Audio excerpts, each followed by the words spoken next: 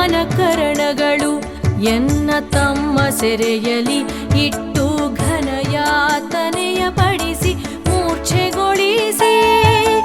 ಮನಕರಣಗಳು ಎನ್ನ ತಮ್ಮ ಸೆರೆಯಲಿ ಇಟ್ಟು ಘನಯಾತನೆಯ ಪಡಿಸಿ ಮೂರ್ಛೆಗೊಳಿಸಿ. ಕ್ಷಣ ಬಿಡದೆ ತಣಿಸುವವು ಮೊರೆ ಇಡಲು ಮುಖವಿಲ್ಲ. ಕ್ಷಣ ಬಿಡದೆ ತಣಿಸುವವು ಮೊರೆ ಇಡಲು ಮುಖವಿಲ್ಲ.